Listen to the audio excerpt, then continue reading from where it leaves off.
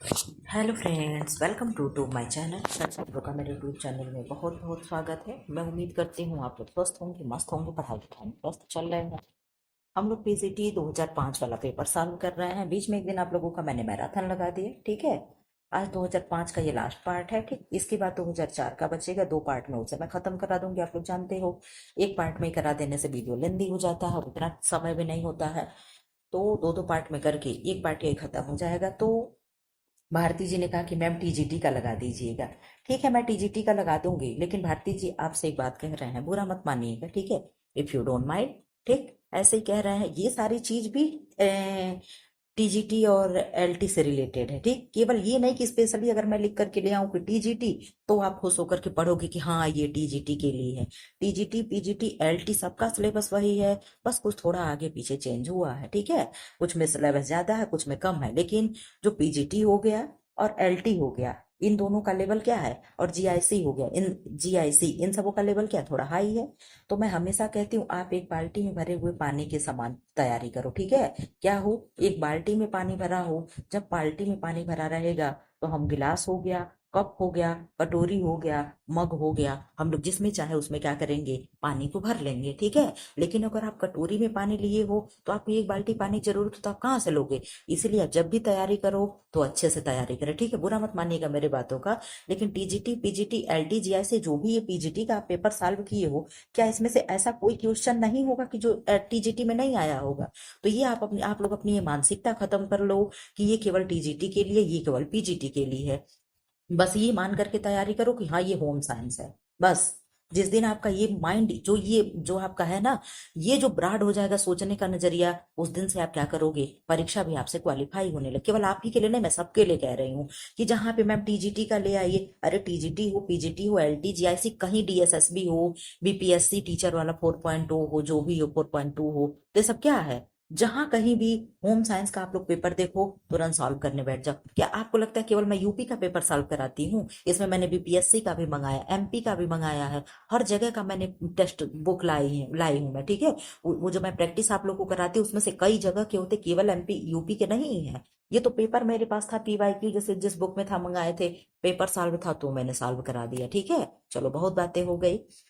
तो आप लोग जो भी मैं लाती हूँ है तो होम साइंस ना, होम साइंस मान करके पढ़ो। आपके सिलेबस में क्या फूड्स एंड न्यूट्रिशन नहीं है, टेक्सटाइल नहीं है, क्या नहीं है बताओ, सब तो वही से वही मैं पढ़ाती हूँ। ऐसा कुछ पढ़ाती हूँ जो टीजीटी में नहीं आएगा। हाँ, एक चीज मैं आपकी बात मानूंगी कि आपने कहा था मैम जीके जीएस की तैयारी करा दो, तो जीके जीएस की अभी मैं एक भी बुक, एक भी टेस्ट सीरीज नहीं लाई, ये मैं कहूंगी। अगर आप इसके लिए कहती तो मैं कहती कि हाँ चलो ठीक है, मैंने आपकी बात नहीं मानी। लेकिन ये चीज है कि थोड़ी सी वो लगती है कि मैम टीजीटी का, हाँ मैं पीवाईक्यू करा दूंगी भाई, है इस बुक में, है जीआईसी का है, टीजीटी का है, और डीएसएसबी का, मैं सब कराऊंगी बारी बारी से। इसके बाद ये 2004 का खत्म होगा तो आपकी बात मान करके हम टीजीटी का ही लगा देंगे, खुश हो जाइए, ठीक। फिलहाल जो नए लोग हैं चैनल को सब्सक्राइब कर लें, बेल आइकन को प्रेस करके, और डेली 10:40 पे आप आ जाया करें। 10:40 पे आप लोग का कोई ना कोई क्लास लगा रह रहा है। कल मैंने मैराथन लगा दिया था, मिक्स मैराथन था। आज आप लोग कहोगे आज ये क्लास अपलोड किया मैंने, ठीक है। उसके बाद फिर नेक्स्ट कहोगे तो जो टेक्सटाइल का मैंने लेंदी वाला पार्ट अपलोड किया, मतलब वो कौन सा होता है, थ्योरी वाला, 2 घंटे का है, मैं उसको अपलोड कर दूंगी। इस तरीके से ह्यूमन फिजियोलॉजी का 3 घंटे का रिकॉर्ड किया, उसको अपलोड कर देंगे। आप लोग जैसा कहोगे मैं करूंगी। ऐसे अल्टरनेट, एक दिन पेपर सॉल्व करेंगे, एक दिन मैराथन भी चलता रहेगा, ठीक है। फिलहाल बहुत सी बातें हो गई, हम लोग अपने क्वेश्चन का आंसर करें। फिलहाल ये आंसर तो आप लोग देखते, इसको मैं छुपा नहीं सकती हूँ। 63 का आंसर करो, फटाफट आप लोग आंसर दे दो, क्योंकि 125 क्वेश्चन हम लोग को सॉल्व करना 63 से, ठीक। तो आप आंसर करो मैम, रेशेदार खाद्य पदार्थ आवश्यक है।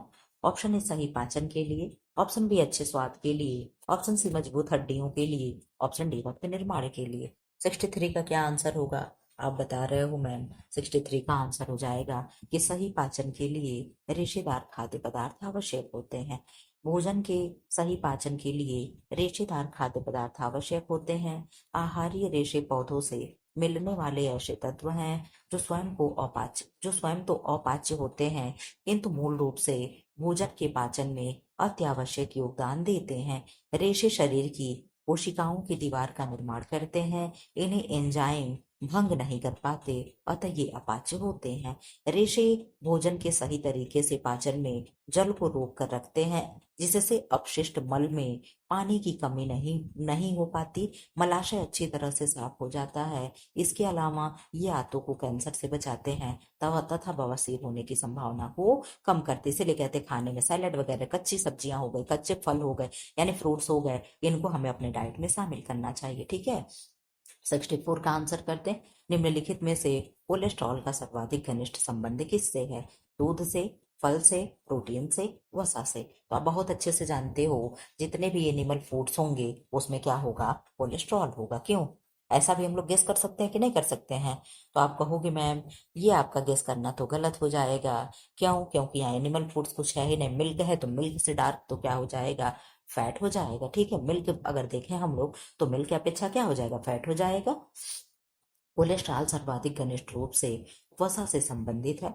वसा और कोलेस्ट्रॉल दोनों अलग अलग प्रकार के लिपिड्स हैं जो जल में घुलनशील कार्बनिक पदार्थ हैं। यद्यपि दोनों ही प्रायः एक साथ भोजन तथा रक्त में पाए जाते हैं, लेकिन दोनों की संरचना बहुत ही अलग अलग होता है तथा कुछ ही गुण दोनों में सामान्य होते हैं। ज्ञात है कि कोलेस्ट्रॉल एक मोम जैसा पदार्थ है जो मुख्यतः यकृत से स्रावित होकर भोजन की कार्यप्रणाली को सही रखने के लिए उचित पारगम्यता व तरलता बनाए रखता है। यह सभी पशुओं और मनुष्यों की कोशिका झिल्ली समेत शरीर के हर भाग में पाया जाता है। यह हमारे शरीर में हार्मोन्स, पाचक रस व विटामिन डी का निर्माण करता है जो चर्बी को पचाने में सहायक होता है। क्या होता है? जो चर्बी को पचाने में सहायक होता है। काली चाय से हरी चाय बेहतर होती है क्योंकि क्यों बेहतर होगी? ब्लैक टी से ग्रीन टी क्यों बेहतर होगी? उसमें अधिक एंटीऑक्सीडेंट पाए जाते हैं, वह हल्की होती है, उसमें क्लोरोफिल पाया जाता है, वह देखने में सुंदर होती है। तो 65 का आप आंसर कर रहे हो कि मैम 65 का आंसर हो जाएगा। उसमें अधिक एंटीऑक्सीडेंट पाए जाते हैं। क्या होता है? उसमें अधिक एंटीऑक्सीडेंट पाए जाते हैं। काली चाय से बेहतर हरी चाय को माना जाता है क्योंकि हरी चाय में 10 से 40%, 40 mgs, ठीक है, पॉलीफेनॉल्स नामक पदार्थ पाया जाता है जो एंटीऑक्सीडेंट का कार्य करता है। ब्लैक टी और ग्रीन टी दोनों ही कैमेलिया सीनेंसिस नाम के पेड़ की पत्तियों से बनाई जाती है, लेकिन काली और हरी चाय में मुख्य अंतर यह है कि काली चाय फर्मेंटेशन से बनाई जाती है जबकि हरी चाय को इस प्रोसेस से नहीं गुजरना पड़ता है। ज्ञात है कि फर्मेंटेशन के दौरान चाय के कई नेचुरल फायदेमंद तत्व बाहर निकल जाते हैं। WHO के अनुसार फर्मेंटेशन से बने खाद्य पदार्थों में एथिल कार्बोनेट नामक कैंसर कारक पदार्थ बन जाता है, अतः इस दृष्टि से भी ग्रीन टी बेहतर मानी जाती है। ठीक है, तो ब्लैक टी की अपेक्षा कौन सी टी अच्छी होती है? तो ग्रीन टी। 66 का आंसर कर दे, चिट्टी चिट कर 66 का आंसर कर दे। दूध किस पौष्टिक तत्व का अच्छा स्रोत है? एक सेकंड का आपको टाइम देते जरा सा देखिए क्या हुआ है। ठीक, क्या है? दूध किस पौष्टिक तत्व का अच्छा स्रोत है? Option A vitamin C, option B calcium, option C लौह लवण, ऑप्शन डी जिंक। तो दूध किसका अच्छा स्रोत होगा? आप कह रहे हो मैम दूध के लिए तो हम लोग जानते हैं कैल्शियम बेस्ट सोर्स होगा। क्या होगा? कैल्शियम होगा। ठीक, दूध में मुख्यतः कैल्शियम की भरपूर मात्रा होती है। राष्ट्रीय डेयरी परिषद के अनुसार इसमें calcium, protein, potassium, phosphorus, riboflavin, niacin, vitamin ए, राइबोफ्लेविन विटामिन और नियासिन क्या है आप लोग बताते चलो, विटामिन डी एवं विटामिन B12 कुल 9 आवश्यक पोषक तत्व होते हैं। हमारे दूध हमारे शरीर की हड्डियों को मजबूत बनाता है, उसके विकास को बढ़ावा देता है, शरीर को आवश्यक पोषण प्रदान करता है। इन्हीं सब गुणों के कारण दूध को संपूर्ण आहार भी कहा जाता है। क्या कहा जाता है? दूध को संपूर्ण आहार कहा जाता है। Very good, very nice answer. Riboflavin vitamin B2 है और नियासिन विटामिन B3 है। नियासिन या निकोटिनामाइड, क्या है? नियासिन या निकोटिनामाइड। ठीक, इसी के कमी से पेलाग्रा नामक रोग होता है। 3D और 4D नामक रोग होते हैं। 3D और 4D का आप लोग चाहे तो मुझे फुल फॉर्म भी बता सकते हैं। और दो आंसर आप लोग दे दो। एक आंसर कि मिल्क में कौन से विटामिन और कौन से खनिज लवण एब्सेंट होते हैं? कौन से विटामिन और कौन से खनिज लवण एब्सेंट होते हैं? आप आंसर कर दो। आप कह रहे हो मैम, आप आंसर दे दिए कि विटामिन सी और आयरन क्या होता है? लौह लवण। अपसेंट होता है। बिल्कुल, very good, very nice answer. आप लोग ऐसे ही आंसर करते चलें, पढ़ते चलें, ठीक है। दूध में कैल्शियम नहीं मिलता, लौह लवण नहीं मिलता, विटामिन बी नहीं मिलता, प्रोटीन नहीं मिलता। ओहो, आप बता दो। ये तो पेपर लीक हो गया। आप कहोगे मैम यही आपको पूछना था। दूध में लौह नहीं मिलता है। क्या नहीं मिलता है? लौह नहीं मिलता है। दूध एक अपारदर्शी सफेद द्रव है जो मादाओं की दुग्ध ग्रंथियों द्वारा बनाया जाता है। साधारणतः दूध में 85% जल होता है। अगर कोई पूछे मिल्क में वाटर कितना परसेंट होता है, तो 85%। ठीक। तथा शेष भाग ठोस तत्वों यानी खनिज और वसा से बने होते हैं। इसीलिए तो बच्चों को पानी नहीं दिया जाता है, क्यों? क्योंकि उनके पानी और दूध सारे की पूर्ति एक साथ हो जाती है। ठीक है, इस तरीके से भी आप याद कर सकते हो। भारतीय डेयरी परिषद के अनुसार लौह तत्वों को छोड़कर दूध में calcium, protein, phosphorus, potassium, riboflavin, niacin, vitamin A, D, B 12 सहित कुल 9 आवश्यक पोषक तत्व मौजूद होते हैं। दूध में सफेद रंग उसमें मौजूद केसीन के कारण होता है। किसके कारण होता है? केसीन के कारण होता है। ठीक है, 68 का आंसर कर दे। हार्मोन्स निकलते हैं। ऑप्शन ए वाहिनीहीन ग्रंथि से, यानी डक्टलेस ग्लैंड है। ऑप्शन बी सैलाइवरी ग्लैंड है। ऑप्शन सी यकृत है। ऑप्शन डी पेट से। तो हार्मोन्स कहाँ से निकलेंगे? 68 का आप आंसर कर रहे हो कि मैम हार्मोन वाहिनी विहीन ग्रंथि से निकलते हैं। किससे? वाहिनी विहीन ग्रंथि से निकलते हैं। हार्मोनों का श्रावण सामान्यतः वाहिका विहीन ग्रंथियों यानी अंतःस्रावी द्वारा अथवा ऊतकों द्वारा होता है। ये एक विशेष प्रकार के रसायन होते हैं जो सीधे रक्त में मिलकर शरीर के सारे भागों में परिसंचरित होते हैं, परंतु इनका प्रभाव कुछ विशेष लक्षित कोशिकाओं पर ही होता है। हार्मोन मुख्यतः प्रोटीन या स्टेरॉइड होते हैं तथा प्रत्येक हार्मोन का कार्य अलग अलग होता है। अंतःस्रावी ग्रंथियां इनका श्रावण लगातार करती रहती हैं, परंतु शरीर की आवश्यकता अनुसार इनकी मात्रा निर्धारित होती है। इनका रक्त में कम या अधिक होना दोनों ही हानिकारक प्रभाव उत्पन्न करता है। 69 का आंसर करते हैं। 69 क्या है? शरीर में पानी की कमी का क्या कारण होता है? शरीर का पानी तथा लवण निकल जाना, डर, एलक्लिनिटी और आहारिक गड़बड़ी। क्या होगा? ये तो प्रश्न बढ़िया बना है। 69 का आप आंसर कर रहे हो मैम। शरीर का पानी और लवण निकल जाना, सिंपल ही आंसर है। ठीक है, शरीर में पानी की कमी का प्रमुख कारण शरीर से पानी और लवणों का निकल जाना, जो कि बुखार, अत्यधिक exercise, heat exposure, diabetes, infection आदि के कारण बाहर निकल जाता है। हम जानते हैं कि मानव शरीर का लगभग 75% भाग पानी से बना है, और दूध में कितने परसेंट पानी है? लोग आंसर कर दिए मैम 85%। कितना? 85% है। और तब अब देखो यहाँ पे 75% जल दिया है ना, तो जल में क्या क्या सही हो जाता है? 60%। आप सुनते चलिएगा। 65%, ठीक, 70% और 75%, ये सब सही हो जाते हैं। बस आंसर आपको कैसे देना है? ऑप्शन के रिगार्डिंग ऑप्शन देना होता है, आंसर देना होता है। ठीक है, तो ऑप्शन बेस आंसर देते हैं। बस आप चौकन्ना हो जाओ कि 60 से लेकर के 75 के बीच में कोई भी संख्या होगा तो हम आंसर देंगे। ठीक है, अगर आप कहोगे कि मैम 60 हो, 70 हो, तो हम क्या करेंगे? तो आप वहां पे 70 चुन लेंगे। क्या कर लेंगे? तो आप वहां पे 70 चुन लेंगे। ठीक है,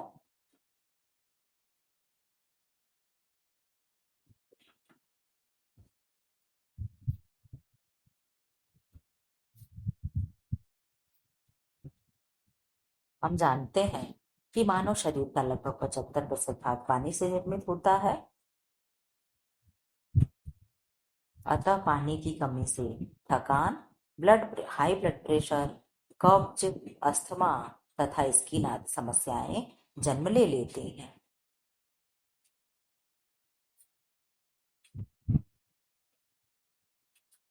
फोन आ रहा, आप लोग को भी सुनाई दे रहा है क्या? आज तक रिकॉर्डिंग करते समय फोन आया है 1 सेकंड, तो हम कभी समझ नहीं पाए हैं कि आवाज जा रही होगी कि नहीं जा रही होगी। ठीक है, क्योंकि ऐसा कुछ हुआ नहीं है। चलो खैर कोई नहीं, 70 का आंसर करें। 1 सेकंड फ्लाइट मोड लगा लें। 1 सेकंड का टाइम दे दो आपको।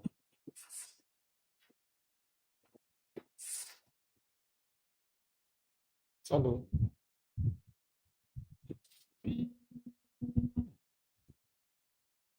फ्लाइट मोड लगाने में कैसे फोन आ गया भाई? एक सेकंड, पहले ही फोन आ गया, मैं लगा पाई बाद में। चलो इसका आंसर करें आप लोग 70 का। बिना फ्लाइट मोड किया ही होता है।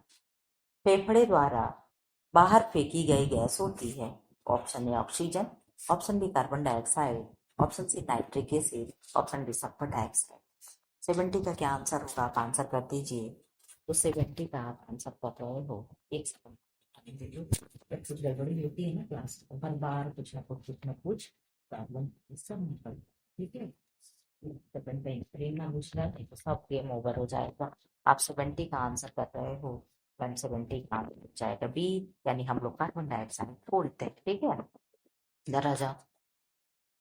श्वसन की प्रक्रिया के दौरान मानव के फेफड़ों द्वारा ऑक्सीजन अंदर ली जाती है तथा CO2 यानी कार्बन डाइऑक्साइड बाहर निकाला जाता है। श्वसन एक जैव रासायनिक प्रक्रिया है।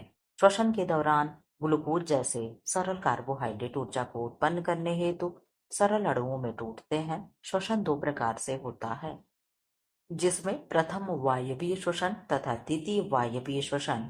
श्वसन की प्रक्रिया का रासायनिक समीकरण निम्न प्रकार है, ठीक। इधर आओ, देखो ग्लूकोज, ग्लूकोज का सूत्र क्या है, C6H12O6, ग्लूकोज प्लस O6O2 यानी 6O2, ठीक है। 6O2, फिर क्या है, इस पे क्रिया कराई गई 6CO2, फिर प्लस क्या हो गया 6H2O, ठीक, यानी पानी के कितने अणु, 6 अणु, ठीक है, और प्लस 38 ATP। ये सारा मिला करके क्या किया गया, ये मतलब जो भी समीकरण था ऊपर जो शोषण का था, ये पूरा प्रोसेस यहाँ पे दे दिया, ठीक है। इस तरीके से 10th के बुक में साइंस में दिया हुआ है, ठीक है। ऐसे ही वहां पे देता है मतलब इस तरीके समीकरण उन सबों में बहुत चीजें हैं कि क्या चीजें कैसे क्रिया करके अभिक्रिया करके बनाई गई, बहुत परेशान रहती हैं सब। 71 का आंसर कर दें। ज्वर के प्रभाव से श्वसन दर घटती है बढ़ती है, कोई प्रभाव नहीं पड़ता, धीरे धीरे घटती। 71 का आंसर कर दे तो 71 का आंसर हो जाएगा बी, यानी घट बढ़ती है। क्या होगा, जब बुखार होता है तो सांसें तेज तेज चलने लगती हैं। श्वसन दर सामान्यतः वह दर होता है जिस दर से व्यक्ति श्वसन करता है। श्वसन दर ज्वर, व्यायाम तथा अन्य शारीरिक श्रम करते समय बढ़ जाता है। एक सामान्य व्यक्ति की श्वसन दर 15 से 18 प्रति मिनट होती है, जबकि ज्वर या कठिन परिश्रम के समय यह 15 से 20 गुना बढ़ जाती है। श्वास लेने के प्रत्येक चक्र में लगभग 500 ml वायु का अंतः श्वसन एवं निःश्वसन होता है। वायवीय श्वसन के दौरान आप लोग एटीपी का फुल फॉर्म बताओ, के दौरान एक ग्लूकोज अणु से 36 से 38 एटीपी अणु बनते हैं, जबकि अवायवीय श्वसन यानी बिना ऑक्सीजन के श्वसन में 2 एटीपी अणुओं का निर्माण होता है। आप लोगों ने आंसर कर दिया, very good, very nice answer कि मैम एडिनो ट्राइफॉस्फेट हो जाएगा। क्या होगा, एडिनो ट्राइफॉस्फेट हो जाएगा। 72 का आंसर कर दे आप।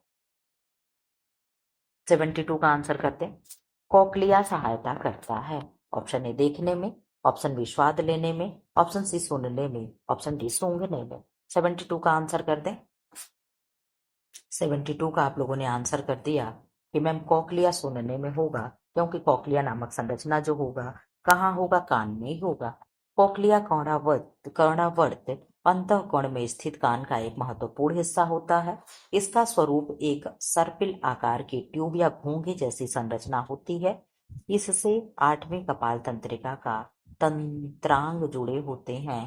कोक्लिया से श्रवण संबंधी कोक्लिया तंत्रिका निकलती है, जिससे तंतु सेरिब्रम के टेम्पोरल पाली से जुड़े रहते हैं। यह बाहर से आने वाले ध्वनि के दबाव को महसूस कर इसे विद्युत सिग्नलों में बदलकर मस्तिष्क में भेजता है, जिसे मस्तिष्क पुनः साउंड सिग्नलों में परिवर्तित कर अपनी प्रतिक्रिया देता है। 73 का आंसर कर दें। 73 क्या है, श्वेत रक्त कौन का कार्य है।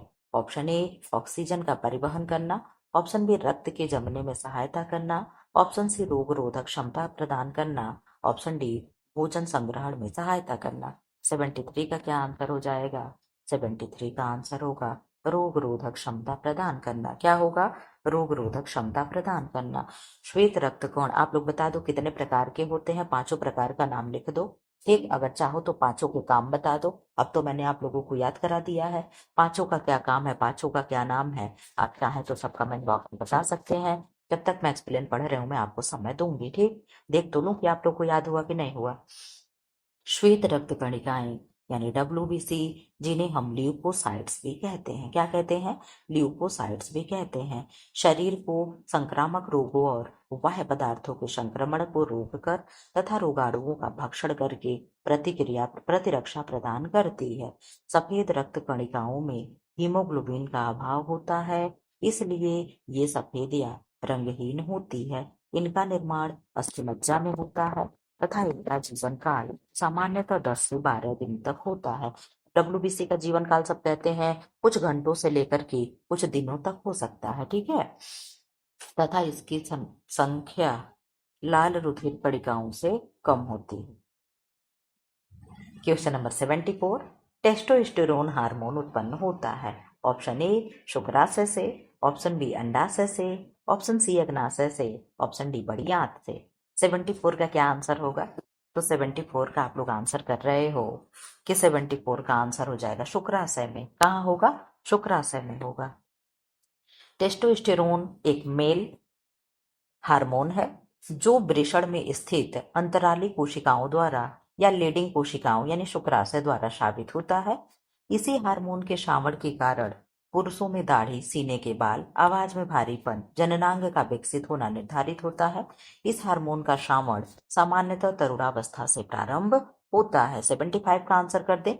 आवश्यकताओं के अंतर्गत आते हैं जिन्हें हम मूलभूत कहते हैं। परिवार की मूलभूत यानी बेसिक नीड कौन कौन सी होती है? ऑप्शन ए शिक्षा, मनोरंजन और भोजन, भोजन, हवा और पानी, भोजन, आश्रय, कपड़े, घर, कपड़े और स्कूल। तो आप आंसर कर दो, क्या होगा? आप कह रहे मैम भोजन, आश्रय और कपड़े यानी रोटी, कपड़ा और मकान, ये तीनों क्या होती हैं? मूलभूत व्यक्ति की नीड होती हैं। जीवन की आवश्यकताओं के अंतर्गत भोजन, कपड़ा, मकान, काम, सुख इत्यादि को शामिल किया जाता है। अब्राहम मैस्लो महोदय ने आवश्यकताओं को 5 भागों में डिवाइड किया है। कितने भागों में? 5 भागों में। कौन कौन सी? शारीरिक आवश्यकताएं जैसे भोजन हो गया, वस्त्र हो गया, आवास हो गया, पानी हो गया, निद्रा हो गया, विश्राम हो गया, यौन सुख हो गया। ये सारी किसके अंतर्गत आएंगी? तो शारीरिक आवश्यकताओं के अंतर्गत आएंगी। सेकंड नंबर क्या हो गया? सुरक्षा संबंधी आवश्यकताएं, भौतिक सुरक्षा, आर्थिक सुरक्षा और मानसिक सुरक्षा। थर्ड क्या हो गया? सामाजिक आवश्यकताएं। 4 क्या हो गया? सम्मान व पद की आवश्यकताएं। 5 क्या हो गया? आत्म प्राप्तियां एवं विकास की आवश्यकताएं। 76 का आंसर कर दे। 76 क्या है? जल की स्थायी कठोरता दूर करने की विधि है सोडियम कार्बोनेट मिला करके, ऑप्शन बी चूना मिला करके, ऑप्शन सी उबाल करके, ऑप्शन डी छान करके। स्थायी कठोरता पूछ रहा, ना कि अस्थायी। अगर अस्थायी पूछता तो हम लोग क्या कर देते? उबाल करके सही कर देते, ठीक है।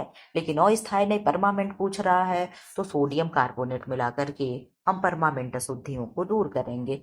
जल की कठोरता 2 प्रकार से होती है, एक अस्थायी कठोर एवं दूसरा स्थायी कठोरता। जल की स्थायी कठोरता उसमें घुले मैग्नीशियम और कैल्शियम के क्लोराइडों तथा सल्फर के सल्फाइडों के घुले होने के कारण होती है, जिसे दूर करने के लिए सोडियम कार्बोनेट को उसमें मिला करके गर्म किया जाता है। जबकि अस्थायी कठोरता जल के मैग्नीशियम तथा कैल्शियम के बाइकार्बोनेट लवण घुले होने से होती है, जिसे उबालकर आसानी से दूर हो जाती है। ज्ञात है कि ऐसा जल जिसमें क्लोराइड, सल्फाइड के लवण लवण कैल्शियम और मैग्नीशियम के कार्बोनेट एवं बाइकार्बोनेट की उपस्थिति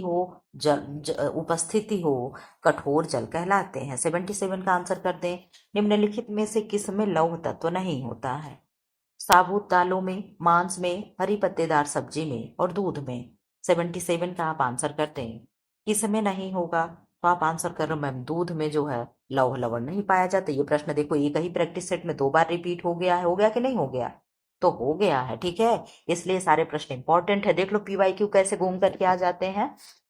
मानव शरीर में ऑक्सीजन संवाहक के रूप में आयरन यानी लौह तत्व की महत्वपूर्ण भूमिका होती है। शरीर में लौह की कम मात्रा के कारण रक्त में हीमोग्लोबिन की कमी हो जाती है, जिससे शरीर की शारीरिक मानसिक विकास की वृद्धि पर असर पड़ता है। एनीमिया, थकान, हथेली तथा होठ के अंदरूनी भागों का पीला होना इसकी कमी से के प्रमुख लक्षण है। लोग आंख देखते हैं, मुंह देखते हैं, हथेलियां देखते हैं दबा दबा करके कि क्यों तुम्हारे हाथ पीले पड़ गए, होठ पीले पड़ गए। ये क्या होती है? ये सब इसके लक्षण होते हैं। लौह तत्व के समृद्ध आहारों में जौ हो गया, रेड मीट हो गया, कद्दू के बीज हो गए, ओट्स हो गए, सूखे मेवे यानी नट्स हो गए, सोयाबीन हो गया, आदि तत्व आते हैं। जबकि दूध कैल्शियम विटामिन ए आदि का उत्तम स्रोत है। आयरन, दूध में आयरन नहीं होता है। ठीक है, इस तरीके से आप लोग पढ़ते चलो, और चैनल को भी अगर हो सके तो सब्सक्राइब कर दे जो लोग ना किए हों, बेल आइकन को प्रेस कर दें ताकि आपको जब भी वीडियो अपलोड हो तो नोटिफिकेशन पहुंच जाए। और कमेंट बॉक्स में कमेंट भी कर दो। ठीक, वीडियो को लाइक कर दे। आप लोग पढ़ने में बिजी हो जाते हो, लाइक नहीं करते हो, छोड़कर चले जाते हो। किस उम्र में बीएमआर की दर कम हो जाती है? बचपन में, किशोरावस्था में, युवावस्था में और वृद्धावस्था में। तो बीएमआर का फुल फॉर्म आप लोग बता दे। बीएमआर का फुल फॉर्म क्या होगा? जितने लोग एक्टिव रहते हैं उनमें उतना ही अधिक बीएमआर होता है। क्यों? सही है कि नहीं? और आप लोग ये भी बता दो, 1 डिग्री फ़ारेनहाइट अगर हमारे शरीर का टेम्परेचर इंक्रीज होता है तो कितना परसेंट बीएमआर इंक्रीज हो जाता है? आप ये भी आंसर कर दें। आप इसका आंसर दे रहे हैं। किसका आंसर? प्रश्न नंबर कौन था? एक सेकेंड, सॉरी, 78 का आप लोग आंसर दे रहे हो। मैं वृद्धावस्था में जो है बीएमआर क्या हो जाता है? बीएमआर का दर कम हो जाता है। क्यों? क्योंकि जितना ही व्यक्ति एक्टिव होता है उसके में उतना ही बीएमआर होता है। ठीक है, आप लोग ये सारी चीजों से परिचित हो। तो बीएमआर का आप लोगों ने फुल फॉर्म बता दिया कि बेसल मेटाबॉलिक रेट क्या है? बेसल, बेसल मैं सही लिख रही हूँ क्या? Basal meta metabolic metabolic rate क्या होगा? Basal metabolic rate. ये क्या है? बीएमआर का फुल फॉर्म है। ठीक है, क्या है? बीएमआर का फुल फॉर्म है। ठीक, चलना लिया, लिखा तो सही तो लिखे। बीएमआर, बेसल मेटाबॉलिक रेट, हमारे शरीर द्वारा आराम की स्थिति में उपयोग की गई ऊर्जा की मात्रा होती है। यह हमारे शरीर के महत्वपूर्ण अंगों जैसे दिल, फेफड़े, तंत्रिका तंत्र, गुर्दा, कलेजी, आंत, मांसपेशियों तथा त्वचा के प्राथमिक कार्यकलापों में उपयोग होती है। बीएमआर एक दिन में कुल ऊर्जा व्यय का 70% होता है। बाकी बचे 30% में से 20% रोजमर्रा की शारीरिक गतिविधि तथा 10% गर्मी की उत्पत्ति या भोजन के पाचन में व्यय होती है। वस्तुतः बीएमआर उम्र में की वृद्धि के साथ साथ तीव्रता से बदलता है। एक नवजात शिशु तथा बच्चों में बीएमआर की दर उच्चतम तथा वृद्धावस्था में बीएमआर की दर निम्नतम यानी लोएस्ट होती है। 79 का आंसर कर दें। 79 क्या है? निम्नलिखित में से कौन सा भोज्य पदार्थ विटामिन सी का अच्छा स्रोत है? ऑप्शन ए फल है यानी फ्रूट्स है, ऑप्शन बी एग है, ऑप्शन सी मिल्क है, ऑप्शन डी गुड़ यानी जगरी है। क्या होती है? गुड़ को जगरी कहते हैं ना? क्यों जगरी कहते कि गजरी? नहीं, जगरी कहते हैं। ठीक, आप आंसर कर रहे हैं। 79 का आंसर हो जाएगा क्या होगा? ए। जो फ्रूट्स होते हैं, जितने भी फ्रूट्स होते हैं वो विटामिन सी के बहुत अच्छे स्रोत होते हैं। ठीक है, विटामिन सी या एस्कॉर्बिक अम्ल मानव एवं अन्य जंतुओं के लिए अत्यंत आवश्यक पोषक तत्व है। यह एक जल में घुलनशील विटामिन है जिसका निर्माण शरीर में स्वयं नहीं होता, अतः बाहर से लेना पड़ता है। कच्चे फल, सब्जियां, लाल मिर्च, अनानास, टमाटर, स्ट्रॉबेरी और आलू इसमें प्रमुख स्रोत हैं। विटामिन सी, अब सोच लो आलू भी दे रहा है तो आलू भी विटामिन सी के स्रोत है। यहाँ पे दे रहा है कि नहीं दे रहा है? विटामिन सी की कमी से स्कर्वी नामक रोग होता है, जबकि इसकी अधिकता भी खतरनाक होती है। अतः किसी भी दशा में एक दिन में विटामिन सी की मात्रा 1000 मिलीग्राम से अधिक नहीं होनी चाहिए। आप लोग मैच करा लेना, आरडीए 2020 के हिसाब से, 24 के हिसाब से भी ये है कि नहीं है।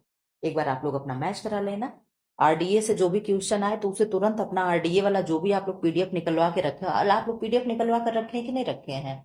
नहीं पीडीएफ होगा तो आप लोग कहिएगा, मैं टेलीग्राम पे अपलोड कर दूंगी आरडीए का। ठीक है, नहीं होगा तो आप लोग कमेंट बॉक्स में कर दीजिएगा, मैं टेलीग्राम पे पीडीएफ अपलोड कर दूंगी। मेरे पास आरडीए है, रिवाइज्ड वाला आरडीए है। ठीक है, और बिना रिवाइज्ड भी है। तो बिना रिवाइज्ड क्या करोगे? रिवाइज्ड वाला ही ले लो। एटी क्या हो? एटी का प्रश्न क्या है? प्रोटीन की इकाई है एक वशी अम्ल, और A B citric acid, option C amino acid, option D glucose. तो प्रोटीन की सूक्ष्मतम इकाई क्या होती है? आप आंसर दे रहे हो अमीनो एसिड। वसी अम्ल किसका सूक्ष्मतम इकाई होता है? तो फैट का क्या क्या होता है? वसी अम्ल एवं ग्लिसरॉल होते हैं। तो सिट्रिक एसिड क्या है? विटामिन सी है। और ग्लूकोज क्या है? तो सीएचओ का सिंपलेस्ट फॉर्म होता है। क्या है? सीएचओ का सिंपलेस्ट फॉर्म क्या होता है? तो ग्लूकोज होता है। प्रोटीन की इकाई अमीनो एसिड है, क्योंकि प्रोटीन बड़ी संख्या में अमीनो अम्ल की छोटी छोटी इकाइयों से बने जैविक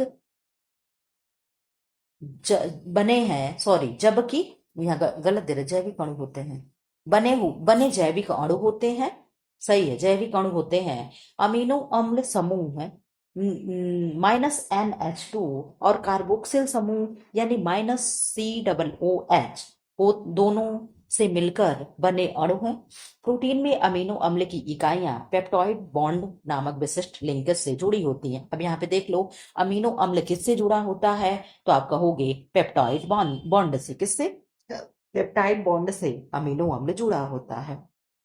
प्रोटीन के अणुओं को तोड़ना आसान नहीं होता, अतः इसे तोड़ने में हमारे शरीर को अधिक समय लगता है। इसीलिए कहते हैं ना, जो लोग किडनी के पेशेंट होते हैं उनको क्या है, उनको हमें प्रोटीन कम कर देना चाहिए उनके डाइट में। क्यों? क्योंकि किडनी को ज्यादा वर्क करना पड़ेगा प्रोटीन को पचाने के लिए। ठीक है, 81 का आंसर करें। संतुलित आहार का अर्थ है, संतुलित आहार क्या है? ऐसा आहार जिसमें केवल फल और सब्जी हो। तो जहां केवल होता है वो निगेटिव हो जाता है। मैं ये आप लोगों को बताती हूँ, केवल वाले आंसर 100 में 1% 2% सही होते हैं, नहीं तो अक्सर केवल वाले आंसर आपको निगेटिव में जाते हैं। तो ये आंसर तो होगा नहीं। ऐसा आहार जिसमें सभी पौष्टिक तत्व सम्मिलित हों, ऐसा आहार जिसमें सभी आवश्यक पौष्टिक तत्व उचित मात्रा में सम्मिलित हों, और ऑप्शन डी तरल आहार। तो सबसे बेस्ट आंसर क्या होगा? तो आपने देख लिया, तो सबसे बेस्ट आंसर जो है ऑप्शन नंबर सी हो जाएगा। ठीक है, संतुलित आहार का अर्थ ऐसे आहार से है जिसमें सभी आवश्यक पौष्टिक तत्व सही मात्रा में सम्मिलित हों। ऐसे आहार में शरीर की समुचित वृद्धि, रोगों से प्रतिरक्षा, आवश्यक ऊष्मा तथा ऊर्जा के लिए सभी पोषक तत्वों जैसे कार्बोहाइड्रेट हो गया, फैट हो गया, मिनरल्स हो गया एंड विटामिन की अपेक्षित मात्रा का पूर्ण संयोजन होता है। ठीक है, इधर आंसर करें। शरीर में प्रोटीन क्या करता है? कोशिका निर्माण करता है, मुख्य रूप से ऊर्जा प्रदान करता है, कोई कार्य नहीं करता, चर्बी बढ़ाता है। पहले देखो 2004-5 में कितने इजी इजी क्वेश्चन है, आजकल तो ये क्वेश्चन आ जाए तो आप लोग उड़ा दोगे। क्यों? पहले ऐसे ही सिंपल सिंपल क्वेश्चन आते थे, अब ना टफ होते जा रहा है। जितने कंपटीशन हो रही है, बढ़ते जा रहे उतने ही क्वेश्चन टफ होते जा रहा है। अब तो क्वेश्चन ऐसा आता है जैसे पता ही नहीं चलता किस ग्रह से आ गया है। ठीक है, किस प्लेनेट से आया है, चंद्रमा से आ गया कि कहाँ से आ गया, आसमान फाड़ कर आ गया। चलो आंसर करें।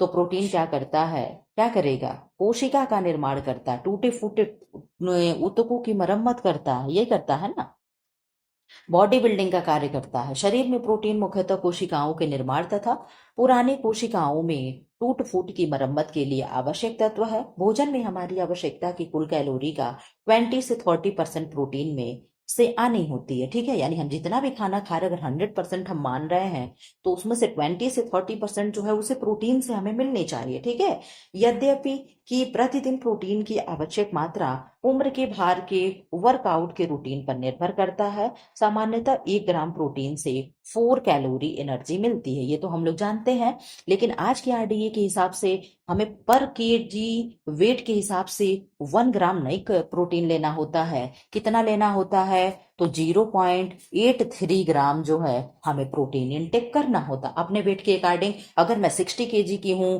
तो 60 kg में 60 kg हमें प्रोटीन नहीं लेना है, 60 ग्राम हमें प्रोटीन नहीं लेना है।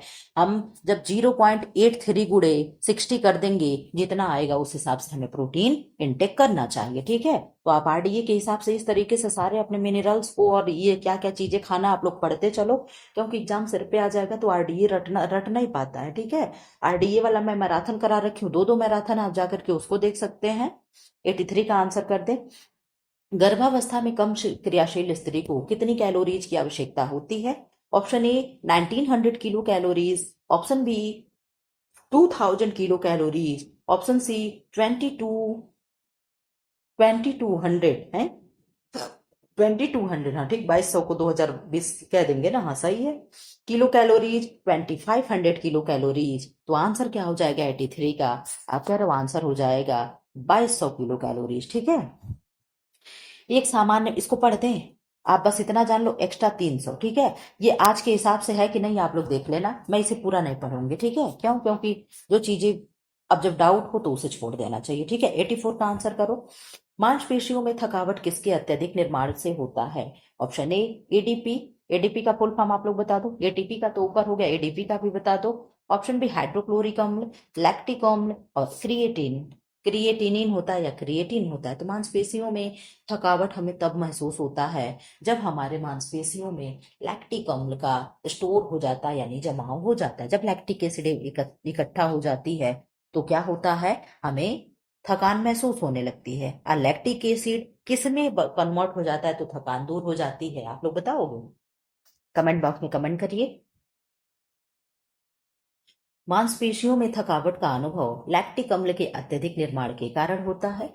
यदि पेशियों को कुछ समय तक लगातार आकुंचन करना पड़े तो उनमें यह क्षमता धीरे धीरे कम होने लगती है, जिससे लैक्टिक अम्ल जमा होने लगता है। अंत में जब लैक्टिक अम्ल की मात्रा ज्यादा हो जाती है तो आकुंचन की क्रिया नहीं हो पाती। इसे ही थकान कहा जाता है। यदि व्यक्ति थोड़ा सा विश्राम कर लेता है तो लैक्टिक अम्ल ऑक्सीकृत होकर जिससे थकान कम हो जाती है। ठीक, 85 का आंसर करें। निम्न में से जीवाणु जनित रोग कौन है? जीवाणु जनित और वायरस जनित जो भी रोग हैं उनसे मुझे आप लोगों को क्वेश्चन कराना है। मैंने अब तक इससे क्वेश्चन मैंने नहीं कराया, ठीक है। ऐसे मैं मिक्स तो कराई हूँ, इस तरीके से क्वेश्चन मैं हो सकता है। आज कौन सा डे है?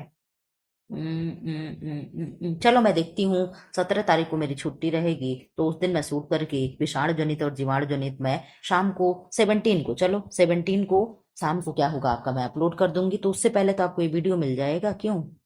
17 को शाम को, चलो खैर देखते हैं, ठीक। जब भी होगा तो लेकिन मैं करा जरूर दूंगी। 85 का आंसर करें।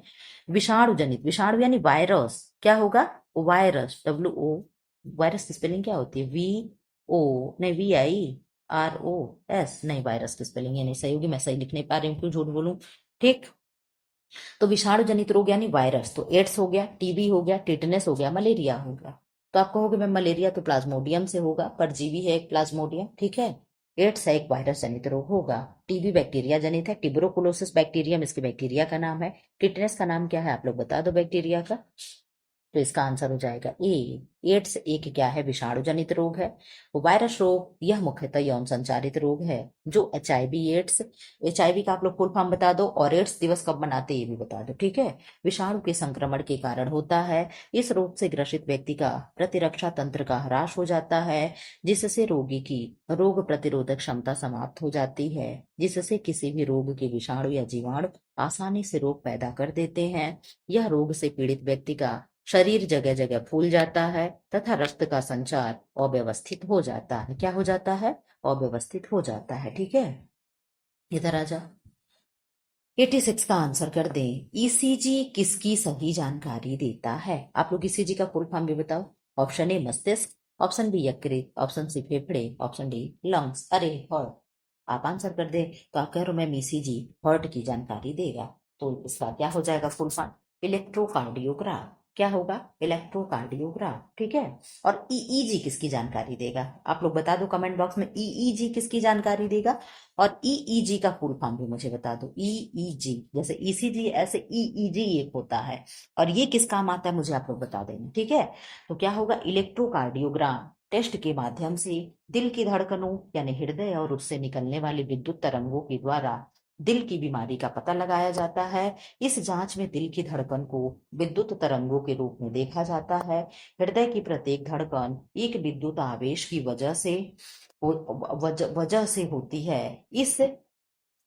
इस आवेश की वजह से हृदय की मांसपेशियां संकुचित हो जाती हैं और हृदय से रक्त प्रवाहित करती हैं। इसकी गतिविधि का पता लगाकर हृदय रोगों का निदान किया जाता है। तो EEG का फुल फॉर्म है इलेक्ट्रो इलेक्ट्रो इंसेफेलो इंसेफेलोग्राफ। इलेक्ट्रो इंसेफेलोग्राफ क्या होगा? इलेक्ट्रो इंसेफेलोग्राफ। आप लोगों ने भी आंसर दे दिए। 78 का आंसर 87 का आंसर कर दें। एकीकृत बाल विकास योजना किस सन में शुरू हुई? एकीकृत क्या है? इंटीग्रेटेड चाइल्ड डेवलपमेंट स्कीम या प्रोग्राम, ठीक है। मैं बार बार ये चीजें मैं भूल जाती हूँ। इंटीग्रेटेड है और एकीकृत पता नहीं क्या ग्रामीण योजना करके है। मैं इन दोनों में बहुत ही कंफ्यूज रहती हूँ, ठीक है। कई टेस्ट सीरीज में ऐसा हो चुका है, मैं उसको एकीकृत ये वाला समझ लेती हूँ, ICDS वाला। तो आप आंसर कर रहे हो मैम 1975 हो जाएगा। डेट है 2 अक्टूबर। एकीकृत बाल विकास योजना यानी ICDS integrated child development scheme 6 वर्ष तक के उम्र के बच्चों को गर्भवती महिलाओं तथा स्तनपान कराने वाली महिलाओं को स्वास्थ्य पोषण एवं शैक्षिक सेवाओं का एकीकृत पैकेज प्रदान करने वाली योजना है। महिला और बाल विकास मंत्रालय के अंतर्गत 1975 में प्रारंभ की गई योजना के द्वारा आंगनबाड़ी भवनों, सीडीपीओ कार्यालयों एवं गोदामों के लिए ऋण प्रदान किया जाता है। ठीक है, 88 का आंसर कर दें। आप लोग फटाफट करो, 125 क्वेश्चन करो, टाइम हो जाएगा। टाइम कितना हो रहा है? 39 मिनट हो गया है। चलो 88 का आंसर करें। जल प्रदूषण का मुख्य स्रोत क्या है? ऑप्शन ए धुआं, औद्योगिक अपशिष्ट, डिटर्जेंट, अमोनिया। जल प्रदूषण का मुख्य स्रोत क्या है? तो आप कह रहे हो मैम धुआं, तो वायु प्रदूषण का स्रोत हो जाएगा। तो आप आंसर कर दे, क्या कर दे? 88 का फटाफट आंसर कर दो। आप कह रहे हो मैम औद्योगिक अपशिष्ट जो होते हैं, जो भी कल कारखाने होते हैं, जैसे वहां पे यमुना नदी है दिल्ली में, दिल्ली का जो तेल रिफाइनरी है वहां से निकल करके वो चीजें आकर के मथुरा की जो तेल रिफाइनरी, आप कहोगे मैम कौन सी दिल्ली में रिफाइनरी? आप लगवा दी, मथुरा की जो तेल रिफाइनरी है उससे यमुना नदी क्या होती है? प्रदूषित हो जाती है। इसीलिए यमुना नदी को नदी ना कह करके नाला कहा जाता है। कि आंसर करें इसका। अब एक्सप्लेन पढ़ लें।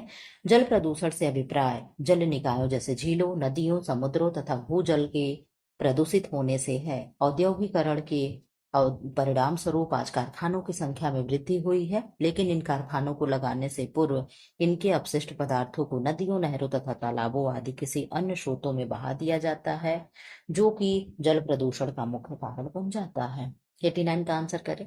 इनमें कौन ऊतक है? ऑप्शन ए यकृत, रक्त, आहार नली, पेनक्रियाज। कितना बढ़िया आंसर दिया हुआ है। ऊतक क्या है? तो आप कहोगे मैम ऊतक क्या होगा, यानी टिश्यू क्या होगा? तो आप कह रहे हो ma'am blood is a connecting tissue. क्या होगा? रक्त जो है एक टिश्यू है, एक ऊतक है। बस आपको इतना ही ब्लड के बारे में जानना है कि blood is a connecting tissue. आज जहां दे दे कि रक्त क्या है, तो संयोजी ऊतक है। क्या है? संयोजी ऊतक है। ऐसे भी प्रश्न आता है, ब्लड क्या है? संयोजी ऊतक है कि क्या है? समझे? तो ये सारी छोटी छोटे प्रश्न को आप लोगों को ध्यान में रखते चलना है। तो रक्त is a connecting tissue, blood is a connecting tissue, यानी रक्त एक तरल संयोजी ऊतक होता है, क्योंकि यह शरीर में सदैव बनते रहते हैं। रुधिर का कार्य, प्रमुख कार्य क्या है? ऑक्सीजन का ट्रांसपोर्टेशन करना, यानी हमारे शरीर की विभिन्न भागों में उसे पहुंचाना होता है, तथा उस विभिन्न भागों से CO2 यानी कार्बन डाइऑक्साइड को शरीर के अन्य भागों से फेफड़े तक लाना होता है। ठीक है, फेफड़े में क्यों लाना होता है मैम? क्योंकि फेफड़े में ही क्या होता है, एल्बुलाई नामक एक संरचना होती है हमारे फेफड़े में, जिन्हें हम क्या कहते हैं? वायुकोष कहते हैं। इस तरीके की अंगूर जैसी संरचना बनी होती है लंग्स में। उसमें क्या होता है, आकर के ऑक्सीजन और कार्बन डाइऑक्साइड को क्या करते हैं, मतलब अदली बदली कर देते हैं। ठीक है, मिला करके ब्लड को प्यूरीफायर कर देते हैं। ठीक, इसके अतिरिक्त पोषण पदार्थों, वर्ज्य पदार्थों यानी जो टॉक्सिक एजेंट हमारे शरीर में होते हैं, वह हार्मोनों को शरीर के विभिन्न भागों में संचारित करता है, जबकि यकृत, पैनक्रियाज व आहार नली पाचन ग्रंथियों के भाग हैं। ठीक है, 19 का आंसर कर दो। 90, 90, 19 नहीं। हीमोफीलिया वह बीमारी है जो, ऑप्शन ए वंशानुगत गुणों के कारण होती है, प्रदूषित पानी से होता है, हड्डियों को कमजोर बनाती है, जोड़ों को प्रभावित करती है। आप लोग अभी आंसर कर दो कि प्रदूषित जल से कौन कौन से रोग फैलते हैं। आप लोग फटाफट लिख दो कमेंट बॉक्स में। इसका तो आंसर आप लोग जान रहे हो कि हीमोफीलिया क्या है। एक आनुवांशिक रोग है। कैसा रोग है? आनुवांशिक रोग है, पीढ़ी दर पीढ़ी ट्रांसफर होने वाला रोग है। और इसमें होता क्या है, तो ब्लड का क्लॉट नहीं होता है। अगर कोई किसी व्यक्ति को हीमोफीलिया हुआ हो, तो अगर उसे कहीं चोट लग जाती है तो उसका ब्लड क्लॉट नहीं होता है। हीमोफीलिया एक आनुवांशिक बीमारी है जो माता पिता से हो करके बच्चों में आता है, चला जाता है। गुणसूत्र इस बीमारी के वाहक होते हैं। ठीक है, यह बीमारी सामान्यतः पुरुषों में ज्यादा होती है, जिससे पीड़ित व्यक्ति को चोट लगने या कट जाने पर उनका रक्तस्राव जल्दी नहीं रुकता, क्योंकि रोग से पीड़ित व्यक्ति के शरीर में रक्त के थक्के पर्याप्त रूप से नहीं जमते। ठीक है, जमते हैं लेकिन उतने अच्छे से नहीं जमते। इधर आंसर कर दो 91 का। तो 91 क्या है, मनुष्य में कितने रक्त समूह पाए जाते हैं? बताओ कितने। इजी इजी क्वेश्चन आज का पेपर अगर मैं आपको दे दूं ईमानदारी से, तो आप 125 क्वेश्चन है ना, 125 में से आप बड़ी आसानी से, मुझे मालूम है, 100 कितना, 120, 115, ठीक है, 118, 119, ऐसे आप क्वेश्चन करके आओगे। ठीक है, आप ये नहीं कह रहे हो कि मैम एकदम आप 125 नहीं कह दी, तो नहीं, इतना भी कॉन्फिडेंस आप लोगों के ऊपर मुझे नहीं है।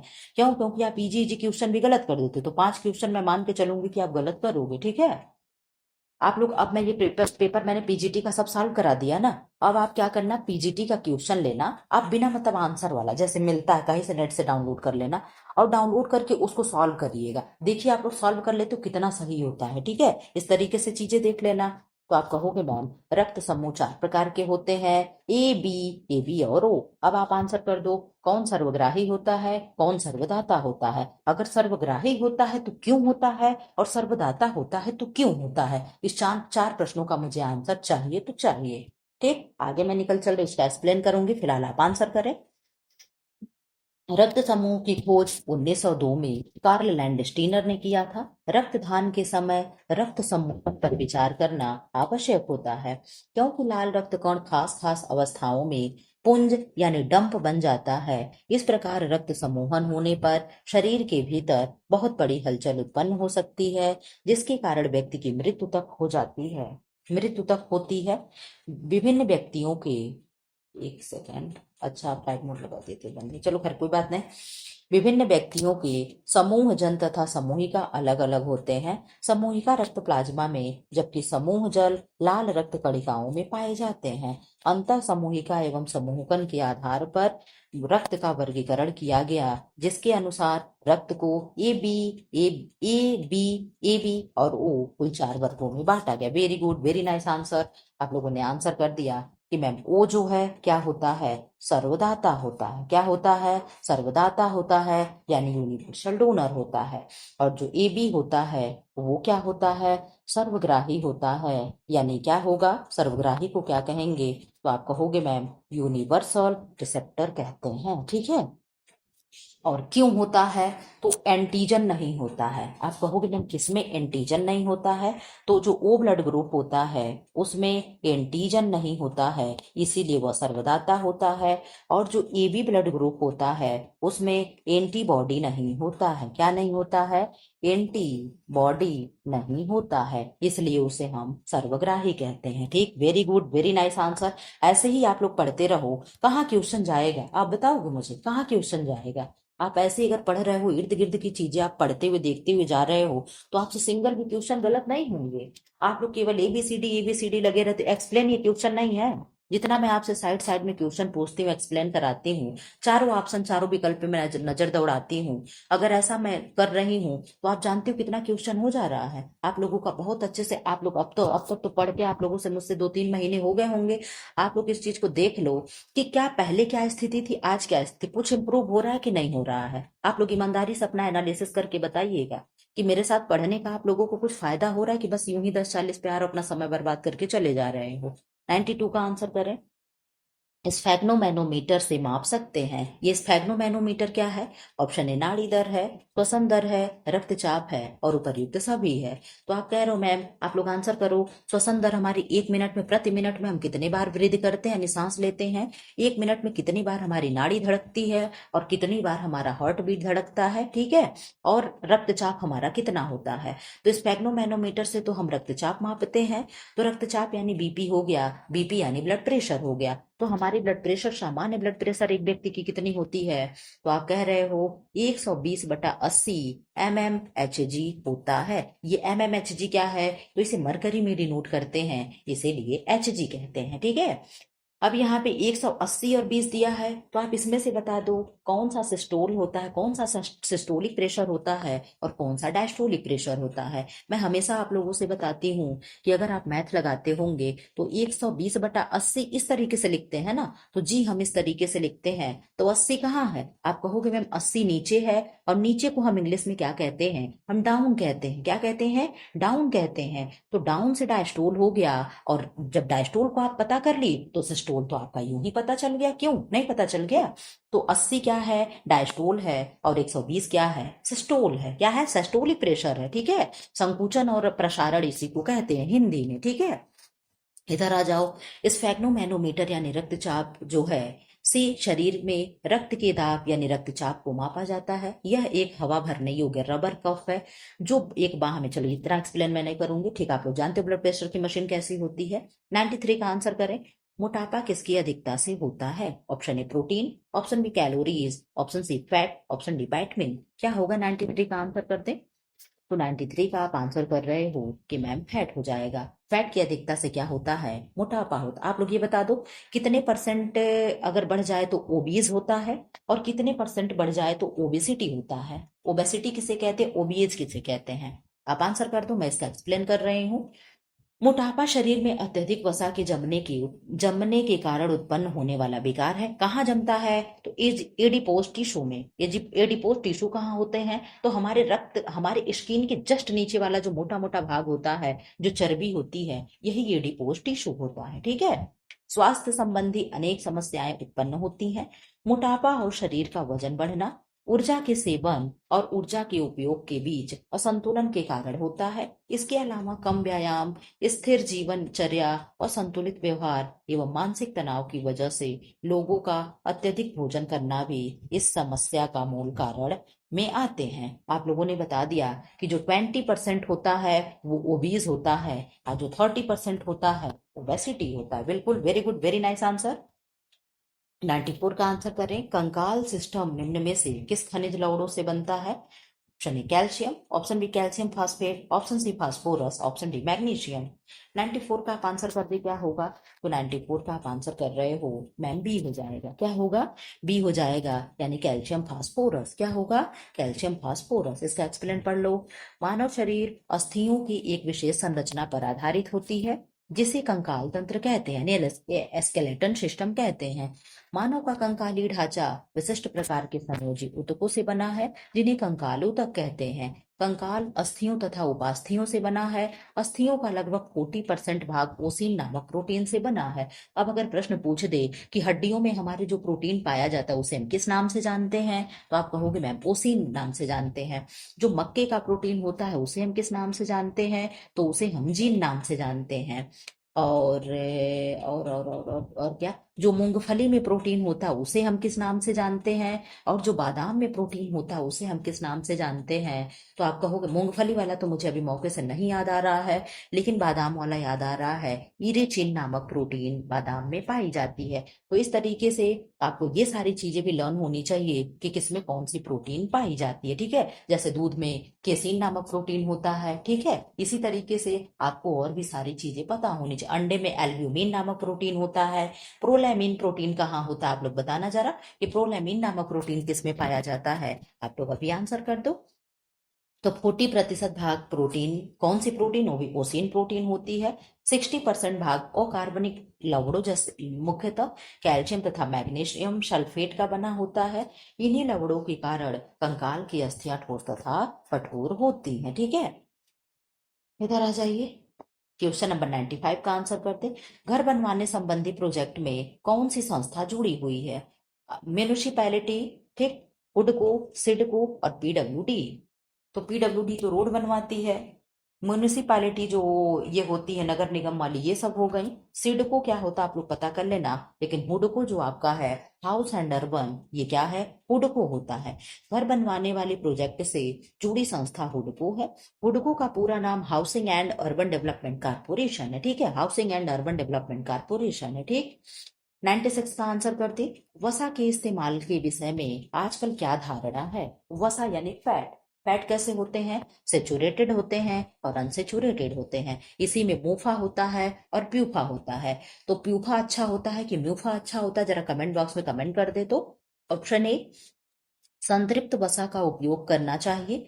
ऑप्शन बी वसा का उपयोग नहीं करना चाहिए। ऑप्शन सी वसा का उपयोग असंतृप्त वसा के रूप में करना चाहिए। ऑप्शन डी हाई कोलेस्ट्रॉल वाला भोजन ग्रहण करना चाहिए। आप लोग ये भी बता दो कौन सा गुड कोलेस्ट्रॉल होता है, कौन सा बैड कोलेस्ट्रॉल होता है।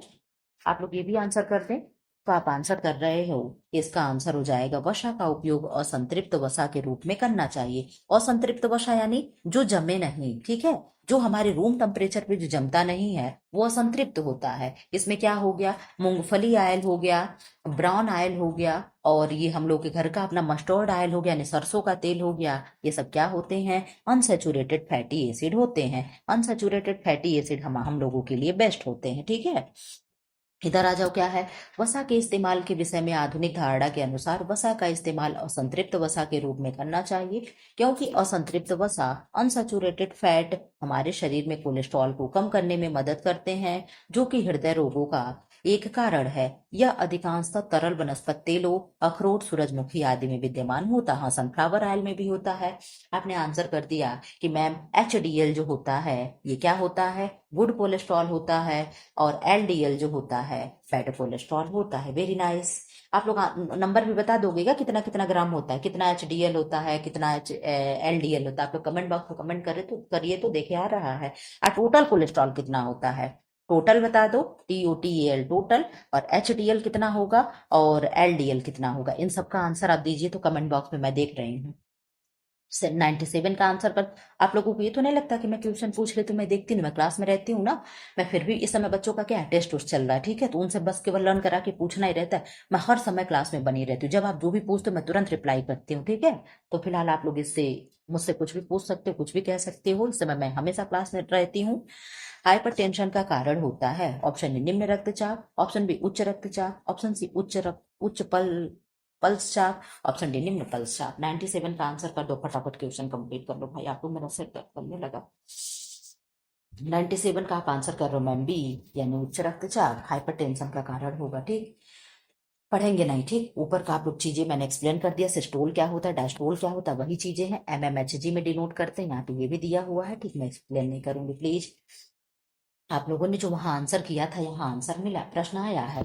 एक सामान्य स्वस्थ व्यक्ति का हृदय 1 मिनट में कितनी बार धड़कता है। आप लोगों ने ऊपर ही बता दिया था मैम, 72 बार। और 1 मिनट में सांस कितना लेता है, तो 18 बार। 12 से 16 बार, कुछ भी हो सकता है ऑप्शन, 12 से 16 भी हो सकता है, 18 भी हो सकता है, लेकिन 12 से 20 दे तो नहीं, गलत है, ठीक। 12 से 20 नहीं होगा, 20 से अधिक हो जा रहा है। अब कम में आंसर देते हैं, अगर अधिक की अपेक्षा कम हो तो हम कम का आंसर दे देंगे, ठीक है। अगर पूछ लो आपके शरीर में जल कितना होता है, तो 60% हो, 80% हो, 85% हो, और 90% हो, तो हम 60 को कर देंगे, लेकिन हम 80 पे नहीं जाएंगे। क्यों, क्योंकि ज्यादा पे नहीं, कम पे आंसर देते हैं। तो इसका आंसर हो जाएगा, आप लोग जान ही रहे हो क्या हो जाएगा, 70 बार धड़कता, 72 बार, ठीक। क्या दे रहा है, सिर्फ 40 प्रति मिनट ही होता है, जबकि एथलीटों का हार्ट रेट, अच्छा, सामान्यतः एक स्वस्थ व्यक्ति का हृदय 1 मिनट में 72 बार धड़कता है, जबकि एथलीटों का हार्ट रेट कम यानी सिर्फ 40 बार प्रति मिनट ही होता है। आप लोग ये देख लेना, एथलीट भी जितने होते हैं उनके हार्ट बीट कितने होते हैं, तो 40 टाइम होते हैं, तो 40 टाइम हार्ट बीट हो रहा है। 99 का आंसर कर दे। लार ग्रंथियों के एंजाइम पाचन करते हैं। ऑप्शन ए वसा का, प्रोटीन का, कार्बोहाइड्रेट का, विटामिन का। मेरा आप लोग जानते हो, मेरा हमेशा हार्ट बीट 90 92 होता है, तो खैर महिलाओं में थोड़े ज्यादा होते भी हैं, लेकिन 90 92 होना भी थोड़ा ये, डॉक्टर को दिखाए थे, वही ECG वगैरह करवाए थे, उन्होंने कहा ऐसा कुछ नहीं, महिलाओं के थोड़े बड़े हुए रहते, इसको नॉर्मल कहेंगे। हमने कहा ठीक है भाई, नॉर्मल कहेंगे तो। 99 का आप आंसर कर दिए कि मैम, 99 का आंसर आप कर दिए हैं। 99 का ऑप्शन क्या है, लार की ग्रंथियों में तो किसको पचाएगा, कार्बोहाइड्रेट को। किसको पचाएगा, लार किसको पचाता है, कार्बोहाइड्रेट को ही पचाता है। इधर आ जा। लार ग्रंथियों के एंजाइम कार्बोहाइड्रेट का पाचन करते हैं। लार का मुख्य कार्य मुंह की झिल्ली तथा जीभ को गीला रखना, ताकि हमें बोलने में असुविधा ना हो। लार में उपस्थित एमाइलेज नामक एंजाइम भोजन में उपस्थित कार्बोहाइड्रेट को चीनी में बदल देते हैं। हमारे मुख में लार 3 ग्रंथियां होती हैं, लार ग्रंथियां श्रावित किए जाते हैं। जो पहला होगा पैरोटिड ग्रंथि होगा, दूसरा सब मैंडिबुलर होगा, तीसरा सबलिंगुअल होगा। ये तो आप लोग जानते हो, पैरोटिड में ही स्वेलिंग होता है तो मप्स नामक रोग हो जाता है, ठीक है। 100 का आंसर करो। लड़कियों में किशोरावस्था की उम्र कितनी है, तो आप लोग बहुत अच्छे से जानते हो, लड़कियों का किशोरावस्था थोड़ा जल्दी आ जाता है, लड़कियां समय से पहले बड़ी हो जाती हैं, तो 12 से 13 ईयर। क्या हो जाएगा, 12 से 13 ईयर। इसीलिए होता है ना, घर में बड़े भाई रह जाते, छोटी बहन की शादी हो जाती है, ठीक। लड़कियों में किशोरावस्था की उम्र 12 से 13 वर्ष होती है। इसको छोड़ देता है, एक्सप्लेन नहीं करेंगे। 101 का आंसर कर दे। निम्न कार्य गुर्दे से संबंधित है। गुर्दा क्या करता है, किडनी शर्करा की मात्रा को कंट्रोल करता है, प्रजनन क्रिया का नियंत्रण करेगा, रक्त में यूरिया को अलग करेगा, उपयुक्त सभी कार्य हैं। हमारे किडनी के भी कार्य बहुत होते हैं, तो बहुत होकर के क्या मैम आप हम लोग को कंफ्यूज करना चाह रहे हैं क्या, हम लोग इतने अब बेवकूफ नहीं रह गए। केवल सिंगल आंसर है, रक्त में यूरिया को अलग करना। सच में मैंने सोचा आप लोग ऐसे आंसर कर दोगे, डी सुन के। किडनी या वृक्किया, गुर्दा मानव शरीर का प्रमुख उत्सर्जी अंग है, जो उपापचय के दौरान उत्पन्न विकार युक्त पदार्थ नाइट्रोजनी यौगिक अर्थात यूरिया को रक्त से अलग करता है। इसके अतिरिक्त यह फास्फेट, क्लोराइड और सल्फेट की अधिकतम मात्रा को भी रक्त से अलग कर देता है। गुर्दे की संख्या 2 होती है, जो रक्त में लवण की सांद्रता नियमित बनाए रखते हैं तथा जल की मात्रा को संतुलित बनाए रखते हैं। 102 का आंसर कर दे। थ्रोम्बिन की उपस्थिति से क्या होगा, ऑप्शन ए रक्त में लाल रंग अलग होगा, रक्त जमता है, रक्त में आवश्यक एंजाइम बनते हैं, रक्त में आवश्यक हार्मोन बनते हैं। 102 का आप आंसर कर रहे हो मैम, इससे क्या हो जाएगा, रक्त जमता है यानी ब्लड क्लॉट होता है। किससे, प्रोथ्रोम्बिन आकर की क्रिया करता है थ्रोम्बिन से। यहाँ पे मैं एक्सप्लेन जरूर पढ़ाना चाहूंगी। रक्त का जमना एक भौतिक एवं रासायनिक प्रक्रिया है। आप कहोगे में भौतिक भौतिक और रासायनिक दोनों है, तो जी हाँ दोनों है, जो हवा की उपस्थिति में संपन्न होती है। रक्त में फाइब्रिनोजन थ्रोम्बिन थ्रोम्बिन थ्रोम्बिनोजिन यानी विटामिन के सहायता से निर्मित होता है। थ्राम्बोकाइनस कैल्शियम तथा कुछ अन्य पदार्थ होते हैं जिससे रक्त जमता है। थ्राम्बोकाइनस कैल्शियम लवण तथा कुछ अन्य पदार्थों की सहायता से अक्रिय थ्राम्बोजिन को सक्रिय थ्रोम्बिन से में परिवर्तित कर देता है, जो रक्त प्लाज्मा में घुले फाइब्रिनोजन को फाइब्रिन में बदल देता है। ठीक, फाइब्रिन एक लाल सदृश संरचना होती है, संरचना फैला देता है जिससे रक्त कणिकाएं फंस जाती हैं तथा रक्त का थक्का आसानी से बन जाता है। 103 का आंसर कर दो। मानव शरीर में ऑक्सीजन को ले जाने वाला वाहक है। अभी ऊपर सब कुछ हो चुका है। Option A calcium, phosphorus, haemoglobin, globin. ऊपर इतना एक्सप्लेन करते चले आते हैं कि नीचे जो भी क्वेश्चन मिलते हैं सारे एक्सप्लेन में फंस जाते हैं। आप लोग इस चीज को रियलाइज करते हो कि नहीं, तो आप लोग जरूर करते होंगे। 103 का आंसर हो जाएगा मैम सी, यानी हीमोग्लोबिन। क्या होगा, हीमोग्लोबिन। ठीक, हीमोग्लोबिन एक प्रकार का प्रोटीन है जो कहाँ होता है, हमारे ब्लड में होता है। ठीक, हिम नामक एक प्रोटीन होता है जिसमें आयरन यानी लौह तत्व पाया जाता है। हीमोग्लोबिन शरीर में ऑक्सीजन को एक हिस्से से दूसरे हिस्से तक पहुंचाता है तथा शरीर के प्रत्येक हिस्से में कार्बन डाइऑक्साइड को हृदय तक लाने का कार्य करता है, जिसे हृदय पंप कर निःशोषण के माध्यम से बाहर निकाल देता है। एक सामान्य व्यक्ति में हीमोग्लोबिन का स्तर 13 से 16 मिलीग्राम प्रति डेसीलीटर हीमोग्लोबिन होना चाहिए। 104 का आंसर कर दे। अंडाणु का उत्पादन करता है। अंडाणु किसका उत्पादन करेगा, अंडाशय का, गर्भाशय, यानी कौन अंडाणु का उत्पादन करता है, अंडवाहिनी, योनि। आप आंसर कर दे। आप आंसर कर रहे हो मैम, हो जाएगा अंडाशय। अंडाशय से यानी ओवेरीज होगा ना। अंडाणु का उत्पादन अंडाशय से होता है। महिलाओं में गर्भवती होने की संभावना अंडाशयों से शुरू होती है, जो दो छोटे अंडाकार अंग होते हैं तथा गर्भाशय के दोनों तरफ जुड़े होते हैं। इस तरीके से जो बनता है ना संरचना, ये तो थोड़ा ऊंचा होगा ज्यादा, इस तरीके से जो ये बनता है यही जुड़ा होता है ऐसे। ठीक है, ये जो क्या होता है, जो ऐसे है यहीं पे ऐसे क्या होता है, पोल इधर जुड़ा होता है, इधर जुड़ा होता है। ठीक, मैसेज बना नहीं पाई हूँ, आप लोग नेट पे सर्च करके देख लेना। जो कि पैदा होने से पूर्व ही बन जाते हैं और मासिक चक्र के बाद से 3 अंडे अंडाशय में परिपक्व होना शुरू हो जाते हैं। इसके बाद सबसे अधिक परिपक्व डिंब निकटतम डिंबवाहिनी नाभिका द्वारा खींच लिया जाता है, जहां पुरुष के शुक्राणु से निषेचित होने के बावजूद भ्रूण के रूप में वापस स्त्री गर्भाशय में पहुंच जाती है। 5 का आंसर कर दो, क्या होगा, संवातन के लिए आवश्यक है कमरों में खिड़की, दरवाजे और वेंटिलेटरों की पर्याप्त संख्या, घर का बड़ा होना, आसपास का बड़ा होना, सभी। 105 का आंसर आपका ऑप्शन ए हो जाएगा। घर में खिड़की और दरवाजे, वेंटिलेटरों का पर्याप्त संख्या में होना। मैं एक्सप्लेन नहीं करूंगी। मानव शरीर में श्वसन दर प्रति मिनट, अब लोग सारे क्वेश्चन आ गए क्या आप लोग आंसर कर दिए मैम, 16 प्रति मिनट। इसीलिए मैं कहती हूँ ना, एक्सप्लेन करके पढ़ा करें आप लोग। एक्सप्लेन करके कहते हैं ना, बाल्टी भर पानी लो तो जगह जगह हम सब छिड़क लेंगे, लेकिन छिड़कने भर का ही पानी लेंगे तो क्या करेंगे, कुछ नहीं कर पाएंगे। सामान्य व्यक्ति की श्वसन दर 16 से 20 बार प्रति मिनट होती है। 16 से 20 भी यहाँ दिया है, आप देख रहे हो, प्रति बार होती, जबकि छोटे बच्चों में श्वसन दर 25 से 40 प्रति एवं स्त्रियों में श्वसन दर पुरुषों से अधिक होती है। सामान्यतः श्वसन क्रिया की दर शरीर की ऑक्सीजन संबंधी जरूरत के अनुसार घटती बढ़ती रहती है, क्योंकि ऊतकों को कार्य के हिसाब से ऊर्जा की जरूरत पड़ती है। ज्ञात है कि श्वसन में प्रश्वसन के तुरंत बाद निश्वसन होता है, जिसके बाद दोबारा प्रश्वसन से पहले कुछ पलों का विश्राम हो जाता है। इस प्रकार प्रश्वसन, निश्वसन तथा विराम तीनों कालों में के द्वारा श्वसन का एक चक्र बनता है। 1 मिनट में जितने श्वसन चक्र पूरे होते हैं वही श्वसन दर कहलाती है। ठीक, 107 का आंसर कर दे। निम्नलिखित में से अग्नाशय का कौन सा स्राव सीधे रक्त में प्रवेश करता है, एमाइलेज, इंसुलिन, लाइपेज, ट्रिप्सिनोजेन। तो आप बहुत अच्छे से जान रहे हो मैम, अग्नाशय दे दिया, पेनक्रियाज दे दिया तो इंसुलिन हो जाएगा। किस सेल से निकलता है, तो बीटा सेल से निकलता है। किससे निकलेगा, बीटा सेल से निकलेगा। इंसुलिन एक प्रकार का हार्मोन है जो मानव शरीर की पाचक ग्रंथि अग्नाशय से स्रावित होकर सीधे रक्त में मिल जाते हैं। इंसुलिन हार्मोन हमारे शरीर के रक्त में शर्करा का स्तर नियमित करते हैं अगर यह बनना कम हो जाता है तो हमारे शरीर में ग्लूकोज का स्तर बढ़ जाता है और जिसे हम डायबिटीज कहते हैं यानी शुगर हो जाता है। ठीक है, 108 का आंसर कर दो।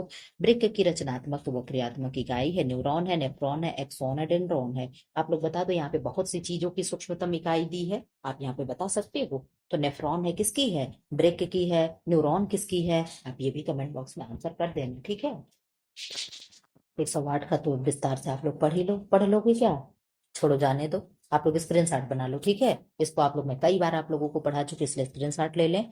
109 का आंसर कर दें। लाल रक्त कणिकाओं, श्वेत रक्त कणिकाओं व प्लेटलेट्स का निर्माण होता है अस्थि मज्जा में, गुर्दे में, यकृत में, गुर्दे व अस्थि मज्जा दोनों में।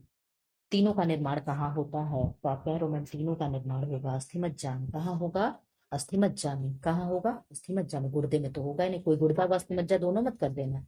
अस्थि मज्जा हमारे अस्थि का मुलायम और स्पंजी केंद्र होता है जहां रक्त का उत्पादन होता है।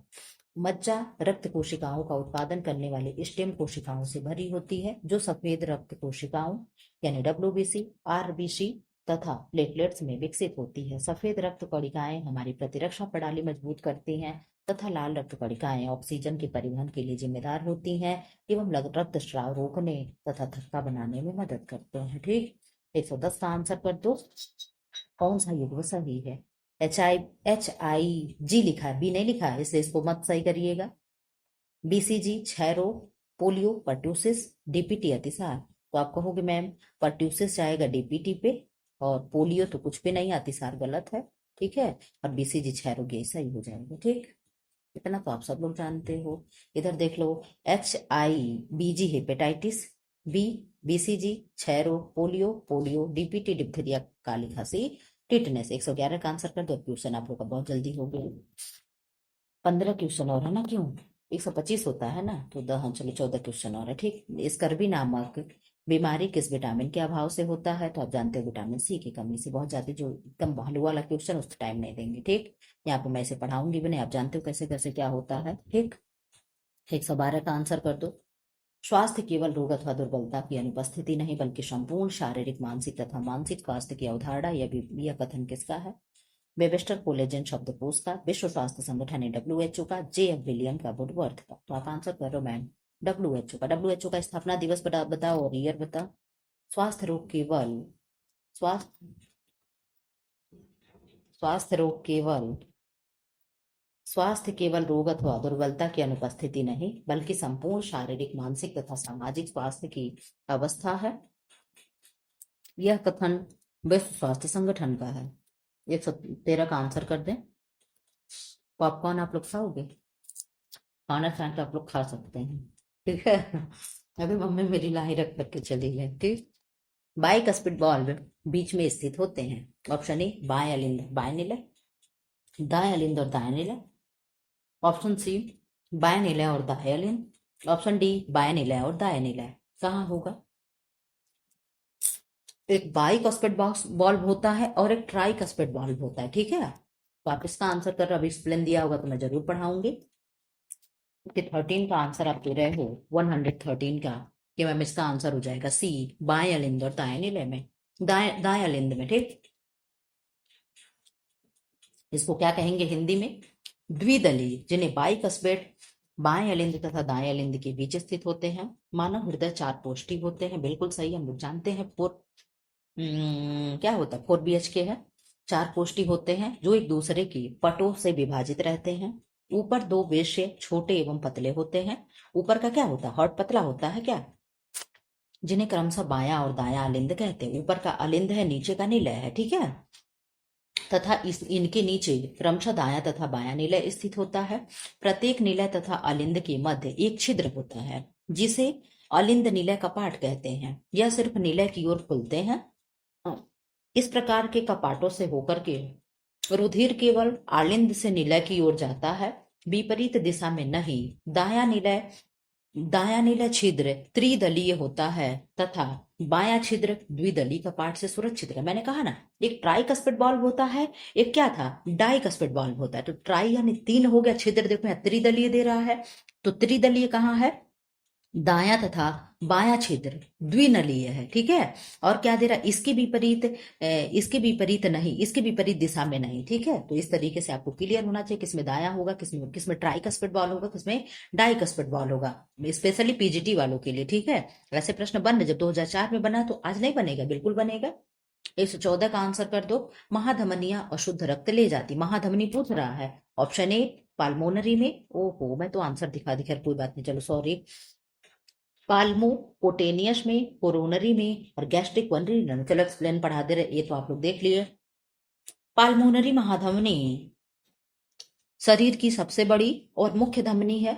यह शरीर से अशुद्ध रक्त पाल्मोनरी यानी फेफड़े में ले जाती है। या ओहो सॉरी सॉरी सॉरी सॉरी, ये तो होना ही था है, क्यों, क्योंकि मैंने पेन नहीं लगाया था। ये पढ़ा चुकी क्या, नहीं ये तो हो रहा। ठीक, एक सेकेंड, मैं यहाँ से अपना पॉपकॉर्न हटा दो, बार बार मुंह में रख ले रहे हूँ, बस पढ़ा नहीं पा रहे हैं, ठीक, बाद में खाएंगे। तो क्या है, परिवहन धमनी और शिराओं के माध्यम से संपन्न होता है। शिराएं जहां शरीर से अशुद्ध रक्त शुद्ध करने के लिए हृदय में ले आती हैं, वहीं धमनियां हृदय द्वारा शुद्ध किए गए रक्त को शरीर के अन्य भागों तक पहुंचाती हैं। परंतु पाल्मोनरी शिराएं फेफड़ों से शुद्ध रक्त बाएं अलिंद में पहुंचाती है तथा पाल्मोनरी महाधमनी फेफड़े में अशुद्ध रक्त को ले आने का कार्य करती है। क्या करती है, ले आने का कार्य करती है, ठीक है। घेंघा रोग में क्या होगा, थायराइड ग्रंथि बढ़ जाएगी, रक्तचाप बढ़ जाएगा, यकृत बढ़ जाएगा, बुखार आ जाएगा। बहुत इजी क्वेश्चन है, सिंपल सा क्वेश्चन है। तो आप कह रहे हो मैम थायराइड ग्रंथि बढ़ जाएगी, क्या होगी, थायराइड ग्रंथि बढ़ जाएगी, ठीक। इसको भी नहीं पढ़ाएंगे, आप लोग जानते हो, ठीक। घेंघा रोग आयोडीन की कमी से होता है।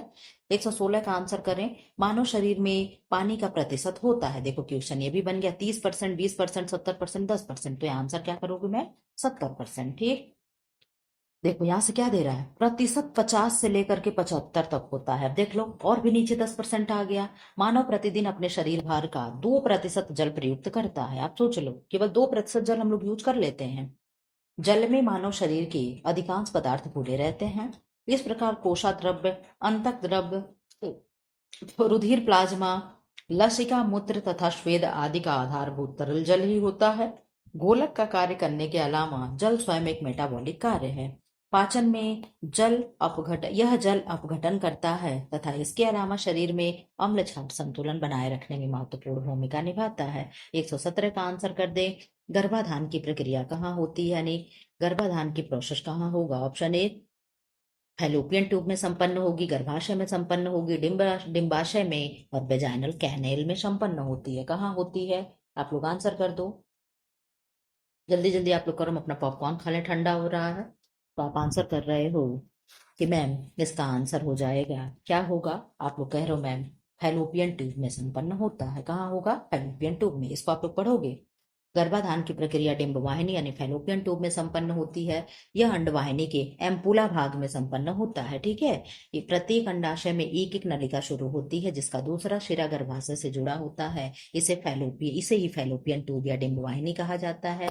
यह अंडाणु को गर्भाशय में पहुंचाती है तथा जब अंडाणु अंडाशय से देह गुहा में जाता है तो वह पूर्व परिपक्व नहीं हो पाता, तो वहीं पर परिपक्व होता है। निषेचन की प्रक्रिया डिंबवाहिनी में ही संपन्न होती है। 118 का आंसर करें। जीवन के लिए आवश्यक गैस है, तो आप जानते हो जीवन दायिनी, प्राण दायिनी सब क्या है, O2 है, यानी ऑक्सीजन है। इसको मैं नहीं पढ़ाऊंगी। 61% लेते हैं, ठीक है, और नाइट्रोजन 78%, ठीक। यहाँ क्या दे रहा है, मानव शरीर में लगभग अन्य गैसों की तुलना में 65% तक होती है क्या, ऑक्सीजन, अच्छा, ठीक। चलो अब यही पेज आपका लास्ट हो जाएगा, ठीक। मानव शरीर में हार्मोन है, हार्मोन क्या है, हड्डियां हैं। शरीर में हार्मोन का स्रोत है हड्डियां, हृदय, नलिका विहीन ग्रंथियां और अस्थि मज्जा। हार्मोन का स्रोत क्या है, यानी हार्मोन कहाँ से निकलते हैं। तो आप आंसर कर रहे हो कि मैम हार्मोन जो है नलिका विहीन ग्रंथियों से निकलते हैं। कहाँ से, नलिका विहीन ग्रंथियों से निकलते हैं। शरीर में हार्मोनों का प्रमुख स्रोत नलिका विहीन ग्रंथियां, यह अंतःस्रावी ग्रंथियां हैं।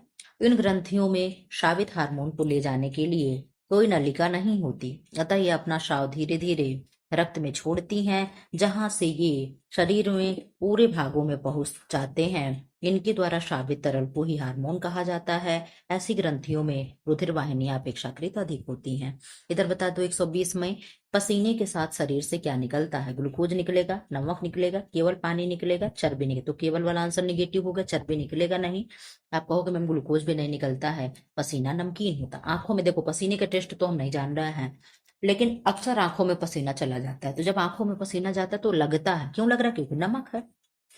बस आप इस तरीके से बता लेना कि पसीने में नमक होता है। इधर देख लो, पसीने के साथ शरीर से नमक, पानी, प्रोटीन तथा यूरिया बाहर आता है। ये देख लो भाई, ये है दमदार क्वेश्चन। हम लोग तो जान रहे हैं प्रोटीन और यूरिया भी हमारे पसीने से बाहर आ रहा है। पसीने में 99% जल होता है तथा 1% लवण एवं खनिज होते हैं। पसीना आना शरीर की एक महत्वपूर्ण प्रक्रिया। जिनको पसीना नहीं होता ना, तमाम तरीके की स्किन डिजीज होती है। जैसे मुझे नहीं होता पसीना जल्दी, जब बहुत तगड़ी वाली गर्मी होगी तो पसीना मुझे होता है, ठीक है। जिससे शरीर का तापमान, मैं ना एसी चलाती हूँ, बहुत जल्दी मुझे ठंडी भी लगने लगती, तुरंत एसी बंद, जैसे 10-15 मिनट चलाए फिर बंद कर दो, ठीक। फिर थोड़ी देर जैसे गर्मी लगने फिर चलाओ, इस तरीके से। यानी कि मैं कंटिन्यू एसी में नहीं रहती हूँ, ठीक। ठीक है, मुझे बहुत जल्दी गर्मी भी लगने लगती, बहुत जल्दी गर्मी खत्म भी हो जाती है, ऐसा कुछ होता, मुझे पसीना नहीं होता ज्यादा। तथा गर्म वातावरण से शरीर में मौजूद पानी पानी पसीने के रूप में बाहर आकर शरीर को ठंडा रखता है। गर्मी के अलावा पसीना व्यायाम करते समय तनावपूर्ण स्थिति में डर होने पर भी, कहते हैं ना, अरे क्यों मानो माथे पसीना आया हुआ, कोई बात है क्या? डर होने पर तथा चिंता के कारण भी पसीना बाहर आता है। पसीना शरीर से बाहर श्वेत ग्रंथियों के माध्यम से बाहर निकलता है, जिनकी संख्या 20 से 40 लाख तक हो सकती है। भगवान जी, देख लो आप लोग, श्वेत ग्रंथियां कितनी हो सकती हैं? तो 20 से 40 लाख। ये जो रुएं वाली जगह है ना, यही तो है श्वेत ग्रंथियां। 121 का आंसर करो आप लोग, क्या है? जीरोथैल्मिया किसकी कमी से होता है? तो आप लोग पढ़ते हो, रतौंधी हो गया, जीरोथैल्मिया हो गया, बाइटेट स्पॉट हो गया, जीरोसिस कंजक्टाइवा हो गया, जीरोसिस कार्निया हो गया और केराटोमलेशिया हो गया। आप लोगों को ट्रिक याद होगा कि मैम जी कंज कर्निकेरे, ठीक है। रतौंधी से शुरुआत होता है, कर्निकेरे तक, यानी कार्निया तक, नहीं, कैरोटोमलेशिया लास्ट हो जाती है। तो ये क्या है? विटामिन ए की कमी से होने वाला रोग है। इस तरीके से आपको भी एकदम जबान पे याद होनी चाहिए, जैसे मैंने धड़ाधड़ बोल दिया, मैं पढ़ूंगी नहीं। 122 का आंसर कर दो। बिलुरुबिन तथा बिलुबर्डिन उपस्थित होते हैं ग्लोमेरुलस में। ये ग्लोमेरुलस कहाँ की संख्या आप लोग बताना, तो कहाँ का है? हेनले लूप में, संग्राहक वाहिनी में, नेफ्रॉन में। ये चारों चीजें किससे जुड़ी हुई हैं? तो आप कह रहे हो मैम ये चारों चीजें हमारे किडनी से जुड़ी हुई हैं। तो बिलुरुबिन तथा बिलुबर्डिन उपस्थित किसमें होगा? आप बहुत अच्छे से जान रहे हो। ये बिलुरुबिन जो होता है, ये क्या कर देता है? जब व्यक्ति को जॉइंडिस हुआ रहता है, यानी पीलिया वगैरह हुआ रहता है, तो ये सारी चीजें दिखती हैं। तो आप कह रहे हो मैम नेफ्रॉन में होगा, यानी किडनी में होगा, ठीक है। मानव शरीर में यकृत से स्रावित पित्तरस में पाए जाने वाले पित्तवर्ण, जो कि एक कार्बनिक पदार्थ है, बिलिरुबिन तथा बिलिवर्डिन नामक वर्णक हीमोग्लोबिन के घटक में निर्मित होते हैं, विघटन में निर्मित होते हैं। ये उत्सर्जी पदार्थ है तथा अपचित भोजन के साथ शरीर से मलाशय द्वारा अन्य उत्सर्जन अंगों के माध्यम से बाहर आ जाते हैं। इनकी अधिकता से व्यक्ति को जॉइंडिस या पीलिया नामक रोग हो जाते हैं। जल्दी जल्दी यही लगा कब खत्म हो जाए, कब खत्म हो जाए। 123 का आंसर। आप सोच लो आप लोग मैं कैसे मैराथन लगाती हूँ। आप लोग तो केवल बस पढ़ ले रहे हो ना, मन किया आज पढ़ लो, मन किया कल पढ़ लो, 2x पे पढ़ लो, 3x पे पढ़ लो, लेकिन मेरा सोचो क्या होता है। खैर कोई बात नहीं, आप लोगों के सामने वही कहते हैं ना, अंधे के आगे रो अपना दीदा खो। मैं हमेशा कहती हूँ वही वाली हाल है। वृक्क की संरचनात्मक एवं क्रियात्मक इकाई क्या है? तो आप लोगों ने बता दिया नेफ्रॉन। ये मैं पढ़ा चुकी थी क्या?